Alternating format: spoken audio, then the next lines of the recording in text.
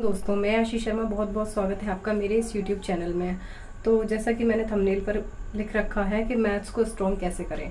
ये कोई एक एग्ज़ाम के लिए पर्टिकुलर स्ट्रेटजी भी हो सकती है और सभी एग्ज़ाम्स के लिए भी ये स्ट्रेटजी काम आएगी, क्योंकि मैथ्स को जो बेस्ट करने का तरीका रहता है वो तरीका एक ही रहता है, चाहे एग्ज़ाम कोई भी हो। बस ये हो सकता है कि अगर आपके अलग अलग एग्ज़ाम है तो उसमें जो नंबर ऑफ़ क्वेश्चन है उनका वेटेज चेंज हो सकता है। जैसे मान लीजिए दिल्ली पुलिस में कहीं से क्वेश्चन ज़्यादा आते हैं किसी चैप्टर से, जीडी में कहीं से ज़्यादा आते हैं, सीजीएल में कहीं से ज़्यादा आते हैं। लेकिन अगर आप मैथ्स में खुद को अच्छा करना चाहते हैं तो उसके लिए तरीका एक ही है। तो अगर आप इस वीडियो को देख लेते हैं तो आपको बहुत ज़्यादा फिर परेशान होने की इधर उधर ज़रूरत नहीं पड़ेगी, क्योंकि आपको कंप्लीट पूरा सोल्यूशन इस वीडियो में मिल चुका होगा। तो उसको एंड तक देखना है। और वीडियो यहाँ से हम स्टार्ट करते हैं कि मैथ्स को कैसे करना है। तो देखिए, मैथ्स के लिए हम कैटेगरी मान लीजिए 3 कैटेगरी हैं कि एक है कोई फ्रेशर जो बिल्कुल कंपटीशन में नया आया है, दूसरा है कोई कि हाँ उसके कुछ क्वेश्चन बन जाते हैं, 60 से 70% बन जाते हैं उसके, लेकिन 60% के आगे उसका जो स्कोर है वो नहीं हो पा रहा है। बाकी लोग 90%, 95%, 100% स्कोर करते हैं, तो वहाँ वो कंपटीशन में पीछे रह जाता है। तो तीसरी कैटेगरी हम लेके चलते हैं कि भाई जो मैथ्स में मतलब बहुत अच्छा है लेकिन फिर भी उसके जो मतलब वो कंसेप्ट्स है वो भूल जाता है। तो हम सबसे पहले लेके चलते हैं बिगनर वाले को। भाई बिगनर वाले को क्या करना है, आप बिल्कुल फ्रेशर हैं और आप स्टार्ट कर रहे हैं, तो मेरी मान के चलिए आपको बहुत ज़्यादा शॉर्टकट के चक्कर में नहीं पड़ना है कि आप मान लीजिए किसी एग्ज़ाम की तैयारी कर रहे हैं, आपने आज तैयारी करना चालू किया, 2 महीने बाद जो वैकेंसी आई आप उस वैकेंसी पे कूद के पहुंच गए कि हाँ हम तो इसमें डालेंगे और 2 महीने में तैयारी कर लेंगे। भाई इतनी जल्दी कोई तैयारी नहीं होती है। कम से कम 1 साल कोई भी फ्रेशर है तो अपना बेसिक बनाने में दो, अपना बेसिक तैयार करो अच्छी तरह से। और मतलब अपने जो आपका फाउंडेशन है, जो आपका बेसिक है, उसको आप मजबूत बनाओ।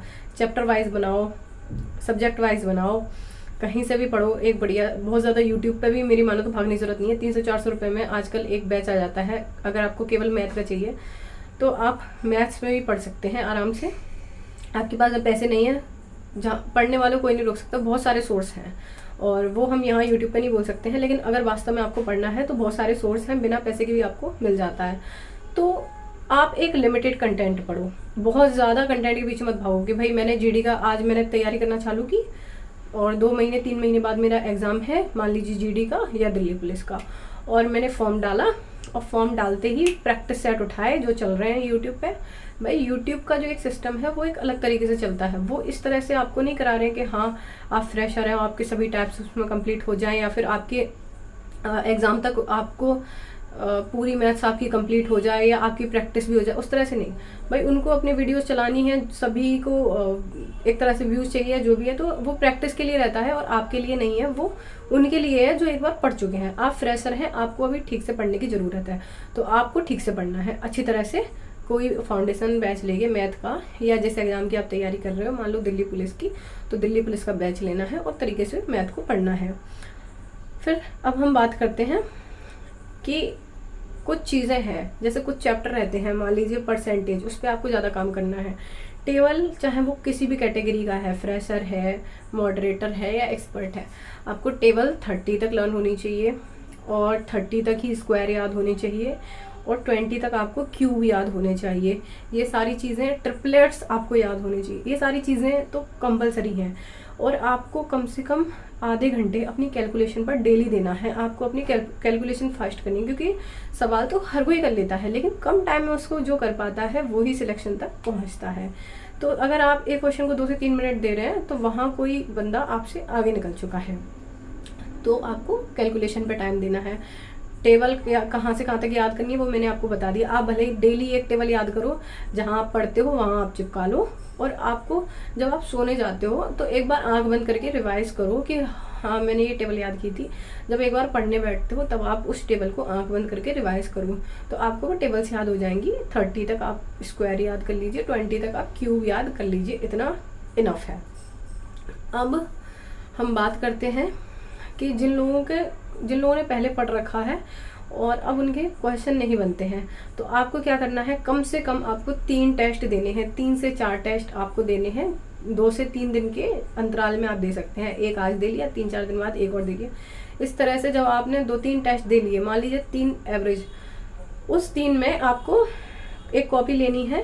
पहले टेस्ट में लिखने हैं कि मैथ के क्वेश्चन कौन कौन से चैप्टर से गलत हुए थे, दूसरे में लिखना है मैथ के किस किस से गलत हुए थे, मतलब एक कॉपी में, एक पेज में आपको बीच में से लाइन खींच के 3 सेक्शन बना लेने हैं। Test number 1, test number 2, test number 3। अब भाई पहले टेस्ट में जो जो चैप्टर गलत हुए उसके नाम लिख लो, दूसरे टेस्ट में जो जो क्वेश्चन गलत हुए इसके नाम लिख लो, तीसरे चैप्टर में जो जो क्वेश्चन गलत हुए उनके नाम लिख लो।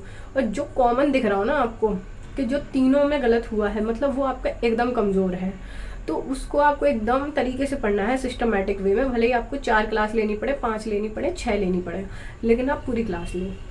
मान लो किसी में 2 टेस्ट में कोई चैप्टर से कट रहा है, तो उसको भी आपको अच्छी तरह करना है। मान लीजिए कोई एक ही कट रहा है, जैसे 3 टेस्ट में टाइम एंड वर्क आपने क्वेश्चन दिए, तो पहले टेस्ट में सही रहा, दूसरे टेस्ट में गलत हो गया और तीसरे टेस्ट में सही हो गया। तो इसका मतलब ये नहीं है कि आपका उस चैप्टर का बेसिक खराब है, आपको उस चैप्टर में प्रैक्टिस करने की ज़रूरत है। जो टाइप वहाँ गलत हुआ है उस टाइप को थोड़ा सा सीख लो और एक यूट्यूब पे सर्च करो practice question time and work, तो आपको प्रैक्टिस सेट वाले मिल जाएंगे। टाइम एंड वर्क की कोई भी वीडियो मिल जाएगी, 1 या 2 वीडियो प्रैक्टिस सेट की लगा लो, उस 1-2 वीडियो में आपके सारे टाइप कवर हो जाएंगे और आप कहीं पे नोट कर लो जो भी उसके फॉर्मूले वगैरह। मैथ वालों को भाई एक कॉपी स्पेशल लेके रखनी है आपको, एक फॉर्मूला कॉपी। मैं आपको दिखाऊं मेरी कॉपी कौन सी है, फॉर्मूला कॉपी। ऐसी पतली सी ये कॉपी ले लेनी है आपको और इतनी पतली सी कॉपी, इसमें आपको फॉर्मूले लिखने हैं जैसे कि मैंने लिख रखे हैं। देखो मैं आपको दिखाऊं, इसमें सिर्फ फॉर्मूले लिखने हैं हर चैप्टर के। ये देखिए इस तरह से मैंने ये फॉर्मूले लिख रखे हैं, है ना, हर एक चैप्टर के लिख रखे हैं। ये देखिए कितने, जब भी मुझे मैथ का रिवीजन करना होता है तो मुझे इतना मोटा रजिस्टर जो है, ये मैथ का रजिस्टर, इतना मोटा रजिस्टर, ये मुझे पूरा रिवीजन करने की जरूरत नहीं पड़ती है। इतनी कॉपी जो कि ये पूरी भी नहीं भरी है, आधी ही भरी है, बस इसका रिवीजन अगर मैं कर लूँ तो मेरे मैथ्स का रिवीजन हो जाता है। जैसे मान लीजिए ये है SICI वाला जो चार्ट है, इस तरह से जैसे हमें सिखाया जाता है। तो एक कॉपी आपको बना लेनी है फॉर्मूला की, उसमें आपको फॉर्मूला हर चैप्टर के लिखते जाना है और रिवीजन आपको उसी कॉपी से करना है। जब आप टेस्ट लगाने बैठते हैं या एग्जाम देने जाएं तो उस कॉपी से रिवीजन करके आपको जाना है, संपूर्ण मैथ का आपका रिवीजन उसमें हो जाएगा। ठीक है। अब मैथ्स वालों को अपनी कैलकुलेशन पर बहुत ज़्यादा ध्यान देना है। आप डिजिटल सम का यूज़ कर सकते हैं, उससे आपका टाइम बचेगा।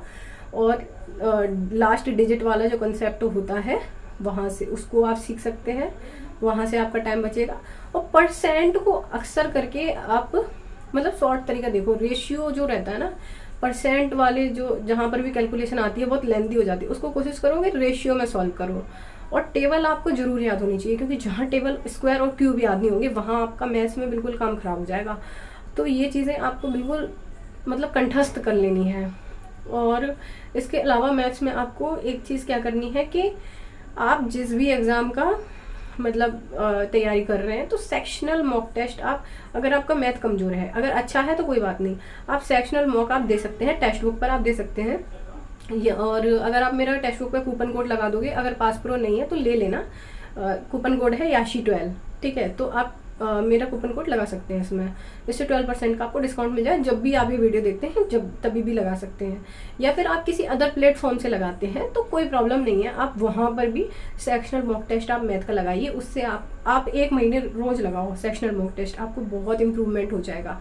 और अब हम बात करते हैं उन स्टूडेंट की जो भाई बहुत एक्सपर्ट हैं, फिर भी वो थोड़े से मतलब उनको कॉन्फिडेंस कम आता है या फिर वो अंडर कॉन्फिडेंट रह जाते हैं इस चीज़ को लेके। तो भाई इसके लिए आपको कुछ नहीं करना है, जो आप बढ़िया से अपना फुल मॉक टेस्ट लगाओ। आपको तो सेक्शनल लगाने की भी ज़रूरत नहीं है, अगर आपका मैथ बहुत अच्छा है। फुल टेस्ट लगाने के बाद में आपके जहाँ से जिस चैप्टर से क्वेश्चन गलत होता है उस चैप्टर का आपको रिवीजन कर लेना है, चाहे आपने नोट्स बनाए वहाँ से या प्रैक्टिस सेट से या बुक से। और आपको मतलब मॉक टेस्ट लगाने की ज़रूरत नहीं है, लेकिन हाँ प्रैक्टिस की ज़रूरत ज़रूर है। तो मॉक आप प्रैक्टिस सेट लगा सकते हैं, वो थोड़ा सा बेनिफिशियल भी रहेगा, क्योंकि या फिर मॉक टेस्ट आप लगाना चाहें तो आप 2-3 दिन में एक मॉक टेस्ट आराम से लगा सकते हैं। आप इस बदले में क्या कर सकते हैं, हो सकता है आपका मैथ अच्छा हो तो जो चीज़ें आपकी कमज़ोर हैं उन पर आप थोड़ा सा ज़्यादा ध्यान दीजिए, क्योंकि एग्ज़ाम में हमें किसी भी सब्जेक्ट में महारत हासिल करके PhD नहीं करनी होती है, हमको सभी को बराबर लेके चलना होता है और सिलेक्शन लेना होता है, फाइनल मेरिट में नाम आना होता है। तो उसके लिए आपके सभी एक सब्जेक्ट एक एवरेज नंबर पर सही होने चाहिए, एवरेज परसेंटेज देखा जाए तो जो आपका सब्जेक्ट कमज़ोर है उस पर ज़्यादा ध्यान दो। 50-60 क्वेश्चन आप डेली के सॉल्व करते रहो। और जिनको सबसे ज़्यादा पता है नंबर वाले कौन से स्टूडेंट होते हैं कि उनके 50 से 60% क्वेश्चन बन जाते हैं और उससे आगे नहीं बनते। किसी टेस्ट में कोई चैप्टर से गलत होते हैं, किसी टेस्ट में कोई चैप्टर से गलत होते हैं। तो उसके लिए आप जितना प्रैक्टिस करते जाओगे, चाहे प्रैक्टिस साइड से करो या मॉक टेस्ट से करो, जितना आप प्रैक्टिस करते जाओगे वो चीज़ें बेटर होती जाएंगी।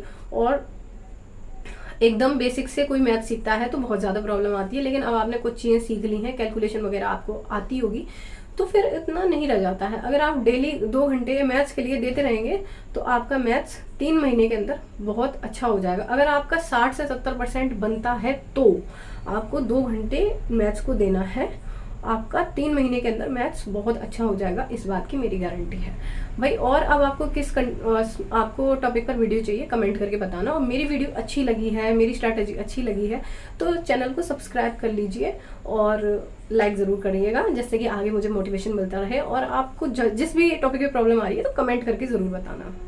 बहुत बहुत धन्यवाद।